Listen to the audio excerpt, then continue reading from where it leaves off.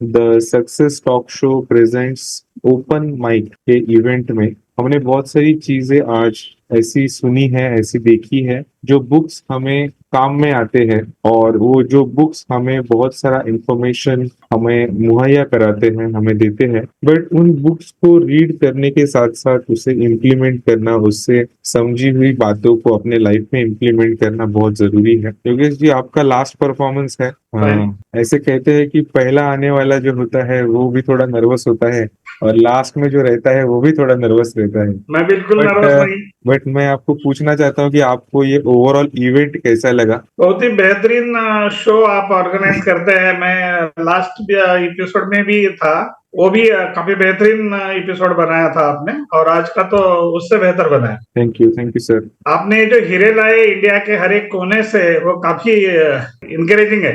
Yes yes sir, thank you sir. आगे बढ़ते हैं, आपको कुछ सवाल पूछूंगा। ये थोड़ा हमारा फॉर्मेट जो है वो अलग है, और मैंने सोचा कि क्यों ना एक बुक रिव्यू के इस आज के थीम के साथ एक क्वेश्चन एंड आंसर सीरीज भी हम करें। तो मैं सोच रहा था कि आपको कुछ सवाल मैं पूछूंगा और उनके जवाब आप देंगे। उसमें आप बुक्स के रेफरेंस दे सकते हो, या उसमें आप आपके बुक का जो नॉलेज है, आप जो करते हो उसके बारे में आप बता सकते हो। और हमें ऑडियंस को ये भी बताना है, when we are talking about the open mic, so basically the success talk show presents open mic के आज के इवेंट में हमारे साथ है मिस्टर योगेश लाटनेकर जी।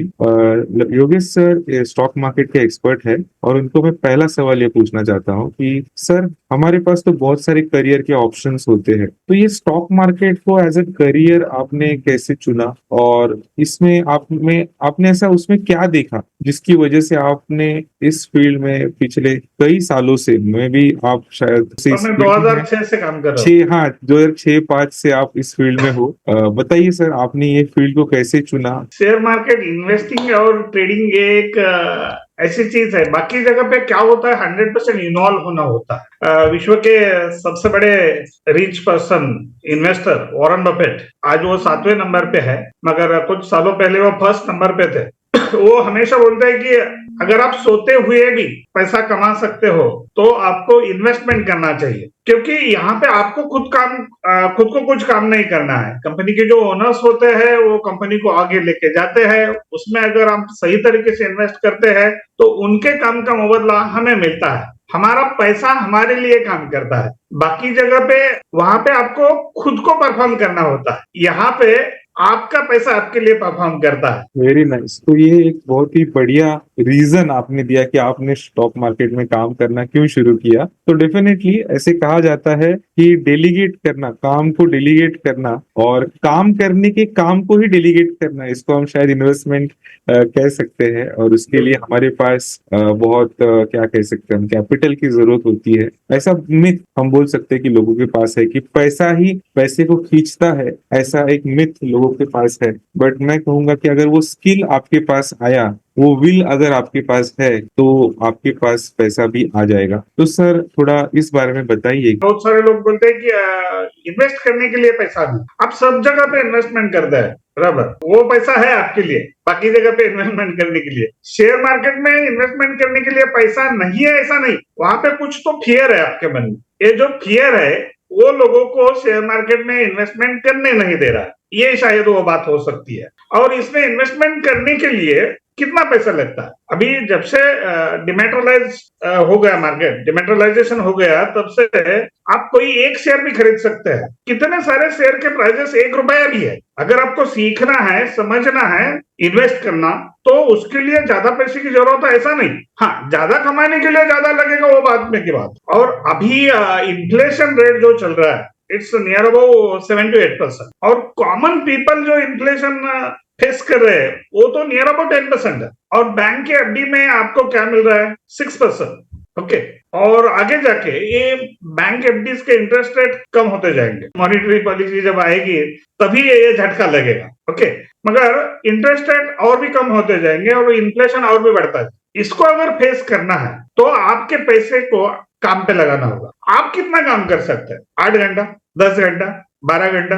अभी मुंबई के लोग 8 घंटे की नौकरी करने के लिए मॉर्निंग में 2 घंटे का 2.5 घंटे का ट्रैवलिंग करना पड़ता है, 1-2 घंटे का भी पकड़ो तो तो यस, बहुत सारा समय जो है वो ट्रैवलिंग में ही चला जाता है। यस। बहुत ही सही बात है। मगर शेयर मार्केट एक ऐसी जगह है, यहाँ पे अगर आप इन्वेस्टमेंट करते हो तो ये इन्वेस्टमेंट में हर तरह के बेनिफिट्स आपको मिलते हैं। तो शेयर मार्केट में आप कंपनी के शेयर के प्राइस बढ़ते हैं, डिविडेंड मिलता है, बोनस शेयर्स मिलते हैं, राइट इश्यूज मिलते हैं और पहले तो टैक्स बेनिफिट भी मिलता था इससे। तो इतने सारे बेनिफिट शेयर मार्केट से होते हैं। अगर आपको 1 लाख रुपए कमाना है तो आपके पास 1 करोड़ होना चाहिए। तो ये लालच वाली बात है। जिनको ज्यादा लालच है पैसा कमाने का और वो ऐसा कुछ काम करेंगे और कुछ गलतियां उनको अगर नुकसान पहुंचाती है तो वो गलतियां अगर वो सुधारना नहीं चाहते तो वो रिपीटेडली ऐसा होगा और उसकी वजह से वो 1 करोड़ का 1 लाख ऐसा कुछ हो सकता है। बाकी तो डिसिप्लिन के साथ अगर कोई शेयर मार्केट में इन्वेस्टमेंट करता है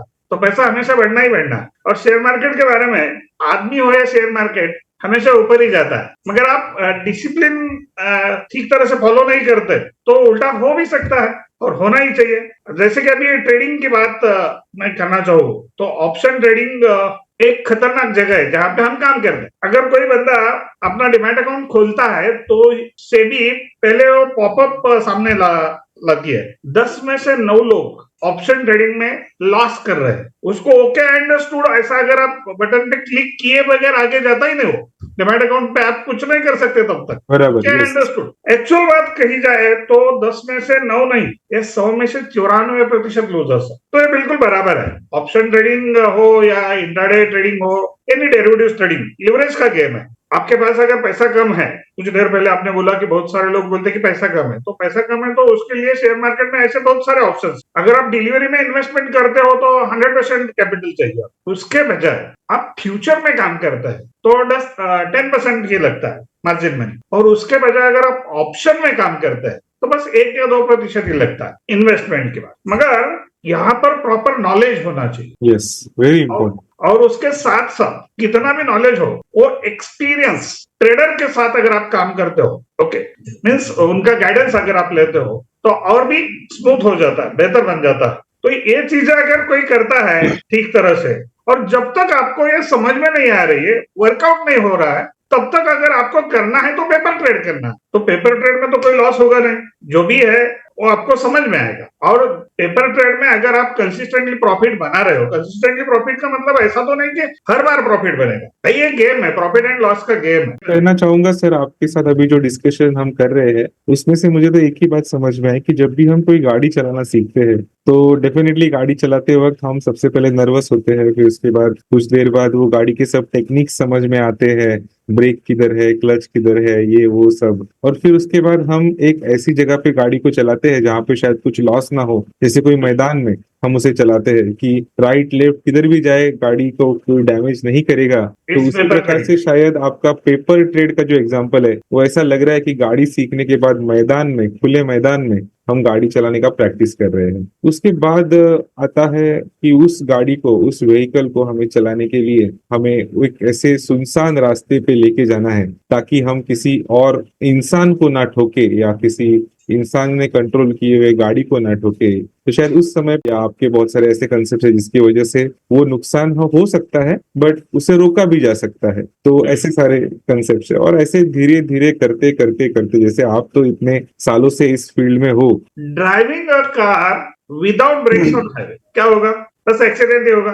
अभी ऑप्शन में अगर आप ट्रेड करते हो, इंट्राडे में अगर ट्रेड करते हो, बहुत छोटे से इन्वेस्टमेंट पे, मैं जो बोला, जो डिलीवरी में ट्रेड लेने के लिए आपको 100% कैपिटल लगता है, जो अगर आपको ऑप्शन में लेना है तो 1% कैपिटल में ले सकते हैं, बराबर। और प्रॉफिट के चांसेस डिलीवरी के नियर अबाउट 50% है, इन्वेस्टमेंट 1% और प्रॉफिट के चांसेस नियर अबाउट 50%। ऐसी जगह पे अगर आप काम करते हो तो पॉसिबल है कि लॉसेस के चांसेस भी ज्यादा होंगे। जो मैंने पहले बोला, सेबी अभी बोल रहा है कि 90% लॉस के चांस है इस जगह पे। तो आपको ये पहली बात स्वीकारनी होगी कि यहाँ पे लॉस हो सकता है। कोई भी ट्रेड करने के पहले उस ट्रेड में लॉस होगा ही होगा ये समझकर आपको काम करना हो। प्रॉफिट होगा, ऐसा होगा, वैसा होगा, वो बाद में की बात। ट्रेड प्रॉफिट में आता है तो आप बुक करते हो तो प्रॉफिट ही होगा, या स्टॉप लॉस ट्रेल करते हैं तो प्रॉफिट बनेगा, ज्यादा बनेगा। मगर ट्रेड आपके विरोध में जाता है तो उसको स्ट्रिक्ट स्टॉप लॉस के साथ अगर आप काम करते हो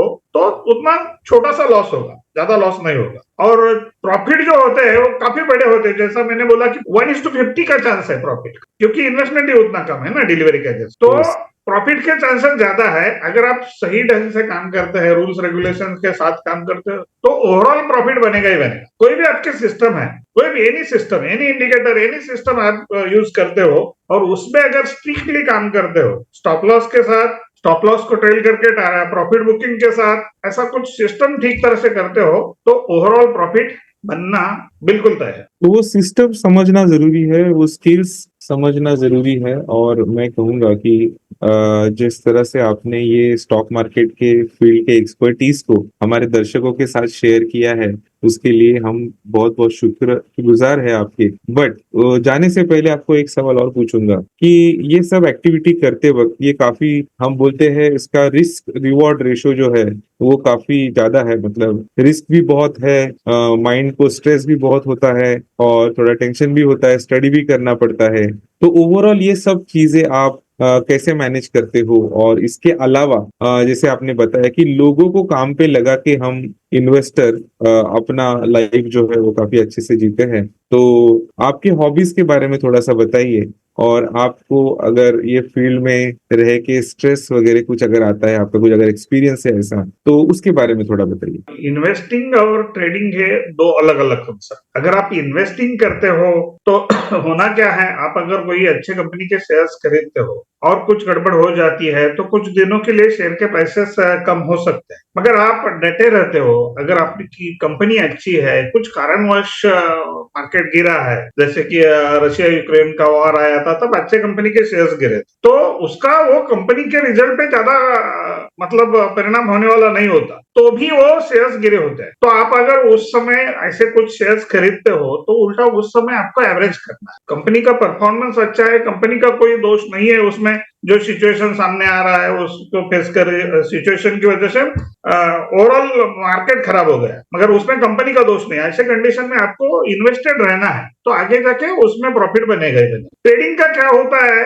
वो लिमिटेड पीरियड के लिए होता है, तो उसी दिन उसको खत्म करना होता है, उसकी वजह से उसका इम्पैक्ट तो पूरा हो ही जाता है। मैं आपको यही सवाल अभी पूछने वाला था कि अभी जैसे आपने बताया कि ये इन्वेस्टमेंट अलग है, ट्रेडिंग अलग है, तो ये दोनों में से अच्छा कौन सा है? क्या क्या कहेंगे आप दर्शकों को, आप क्या सलाह अगर दें? अगर ये दो दो प्रोडक्ट सेबी ने लाए हैं तो दोनों भी अच्छे इसलिए लाए हैं। इन्वेस्टिंग अच्छा क्यों है, जिनके पास बड़ा पैसा है और वो स्लोली बट स्टेडीली कंसिस्टेंटली पैसा कमाना चाहते हैं, जो बैंक का रेट है उससे ज्यादा परसेंटेज ऑफ रिटर्न कमाना चाहते हैं, तो वो लोग इन्वेस्टमेंट का सोच सकते हैं। मगर जिनके पास छोटा पैसा है, अभी मानो 25,000 से 50,000 से कोई स्टार्ट करता है और इन्वेस्टिंग में 15-20% रिटर्न मिलते हैं, तो उससे तो काम ज्यादा चलेगा नहीं। अगर ट्रेडिंग में आप प्रॉपर नॉलेज और प्रॉपर गाइडेंस के साथ छोटे पैसे में भी काम करते हो, डिसिप्लिन के साथ काम करते हो, तो ज्यादा रिटर्न के चांसेस है। मगर इन्वेस्टिंग में आपको ध्यान देना नहीं है, एंजॉय करना है, और ट्रेडिंग में ध्यान देना है। उसमें भी अगर आप प्रॉपर नॉलेज लेते हो, प्रॉपर गाइडेंस फॉलो करते हो, डिसिप्लिन फॉलो करते हो और लॉसेस होने ही है ये समझकर स्टॉप लॉस को लगा के छोड़ देते हो। 100 रुपए में अगर मैं कोई कॉल ऑप्शन लेता हूँ और 20 रुपए का लॉस समझ के मैं छोड़ देता हूँ, आया प्रॉफिट में 100 से ऊपर 115, 120, 125, तो मैं उसकी तरफ देखूंगा। वरना क्या होने वाला है, 80 रुपए पे मेरा पोजीशन उड़ने वाला है, 20 रुपए लॉस होने वाला है। और हर कोई सिस्टम अगर ठीक तरह से यूज हो गया तो 70-80 बार 60 बार प्रॉफिट होना ही है। 20-30 बार अगर लॉसेस होते हैं तो ओवरऑल प्रॉफिट बनेगा ही, तो ज्यादा डरने की जरूरत है नहीं। Very nice. बाकी स्ट्रेस वगैरह की बात आपने बोली, तो ये स्वाभाविक है, लॉस होता है। जब वहां पे रेड कैंडल बनती है तब स्ट्रेस तो आता ही है, समझना पड़ता है। शेयर मार्केट में लॉसेस मान न मान मैं तेरा मेहमान, आप मानोगे नहीं तो भी लॉसेस होने वाले, तो मानना ही चाहिए। मानने की जरूरत है कि भाई इसमें लॉस हो सकता है, इतने लॉस के लिए मैं तैयार हूं। अगर आप तैयार नहीं है तो आप ट्रेड मत कीजिए, या जितने लॉस के लिए तैयार है उतनी ही क्वांटिटी लीजिए। जरूर नहीं कि आपके पास 5 लाख है और आप 5,000 नुकसान करना चाहते हैं तो पूरे 5 लाख लगाकर 5,000 नुकसान ये पॉसिबल नहीं है। तो आप इन्वेस्ट ही 25-50 हजार ही कर दीजिए ताकि उसमें से 5%, 10% आपका लॉस भी होवे तो आपको कोई ज्यादा तकलीफ नहीं हो। Very nice sir, interesting. कभी कभी हम देखते हैं कि टीवी पे बहुत बार कुछ ना कुछ ये गाइडेंस देते हैं और और कुछ ना कुछ ऐसी चीजें बताते हैं जिससे मार्केट के सेंटिमेंट्स जो है वो हिल जाते हैं, या मार्केट के सेंटिमेंट्स के अकॉर्डिंग स्मॉल इन्वेस्टर्स के ऊपर उसका बहुत ज्यादा इफेक्ट होता है। तो इसके बारे में आप क्या कहना चाहेंगे, लाइक एक्सपर्ट एडवाइस, और फिर क्या सच में वो काम के आता है, या कैसे? आप उस फील्ड में हो इसलिए मैं आपको पूछ रहा हूँ, वरना हम तो क्या चैनल बदल बदल के दूसरी जगह पे चले जाते हैं। आप इस फील्ड में हो तो थोड़ा ऑडियंस के लिए भी आप बताओ। क्या है, आज हर एक को पैसा कमाना है। कोई अच्छे रास्ते से कमाना चाहता है तो कोई और थोड़ा गलत रास्ता भी ढूंढ सकता है। ओके, टीवी चैनल पे जो बताया जाता है ये सब कुछ सही होता है ऐसा भी नहीं, और सही नहीं होता है ऐसा भी नहीं कह सकते। आपको खुद को एनालिसिस करना चाहिए। भाई उसने बोला है कि शेयर में यहाँ से बढ़ोतरी हो सकती, तो आपको भी वो चार्ट निकाल कर देखना चाहिए कि ये एनालिस्ट क्यों बोल रहा है कि इसमें आगे जाके बढ़ोतरी होने वाली है, या एनी अदर कंपनी और इंडेक्स व्हाटएवर। तो आपको खुद को समझना चाहिए। जब तक आपको नहीं समझता तब तक आप दूसरे का मत तो सुनो, दूसरे का सुनो जरूर, मगर उसके ऊपर आप भी क्रॉस वेरीफाई कीजिए और तब जाके आप उसको फॉलो। नहीं तो ऐसा हो सकता है उसके पास के शेयर बेचवाने के लिए वो आपको खरीदने के लिए बोल रहा है, ऐसा भी तो हो सकता है। Yes. ये रियली इंटरेस्टिंग। आज हमारे ओपन माइक के इवेंट में आप आए और बहुत सारे इन्फॉर्मेशन को हमारे ऑडियंस के साथ शेयर किया, इसके लिए बहुत बहुत धन्यवाद। हम थोड़े टाइम लिमिट से थोड़ा बाहर हो गए हैं, बट फिर भी ये इंटरेस्टिंग टॉपिक है, इसलिए मैं भी अपने आप को रोक नहीं पाया। बट तो धन्यवाद मुझे आपको देना है। एक तो आखिरी समय आपने मुझे इसमें इन्वॉल्व किया, और आखिरी समय आपका टाइम खत्म होने के बाद भी मुझे बोलने का मौका दिया। So thank you very much.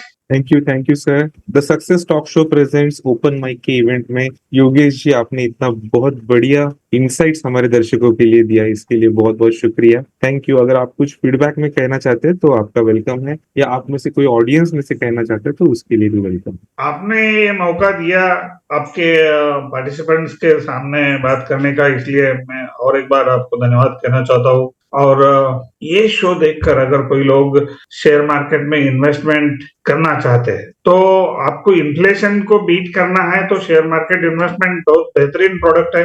यहाँ पे आप इन्वेस्ट कर सकते हैं। आपको ज्यादा नॉलेज नहीं है तो आप म्यूचुअल फंड के माध्यम से भी जा सकते हैं, या निफ्टी बीज के माध्यम से भी जा सकते हैं। निफ्टी बीज में लिक्विडिटी भी आपको मिलेगा, जब चाहे तब पैसा।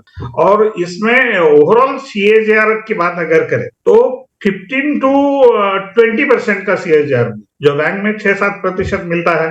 अगर आप फंडामेंटल एनालिसिस सीख कर मार्केट में एनालिसिस करना चाहते हैं तो इससे भी ज्यादा रिटर्न मिल सकता है। पूरी दुनिया भारत की जो ग्रोथ स्टोरी है काफी अच्छी है और यहाँ पे इन्वेस्टमेंट करना चाहती है, तो ग्रोथ तो आगे होना ही होना है। इसलिए अगर आप इन्वेस्टमेंट करोगे तो इस ग्रोथ का कोई पार्ट आपको मिलेगा, नहीं तो सिर्फ पेपर में पढ़कर या टीवी में देखकर उससे कुछ आपको फायदा होने वाला नहीं है। ऐसा कहते हैं सर कि अगर हमने अपॉर्चुनिटी को सही वक्त पे लिया तो हमें उस अपॉर्चुनिटी को सही वक्त पे लेके फॉरगेट करना चाहिए, नहीं तो फिर हमें उसे रिग्रेट करना चाहिए। तो आपको क्या करना है, फॉरगेट करना है या रिग्रेट करना है, ये कंप्लीटली आपके हाथ में है। सो ऑडियंस, हम वंस अगेन थैंक यू कहते हैं योगेश जी को कि उन्होंने इतना बढ़िया इंफॉर्मेशन हमारे साथ शेयर किया।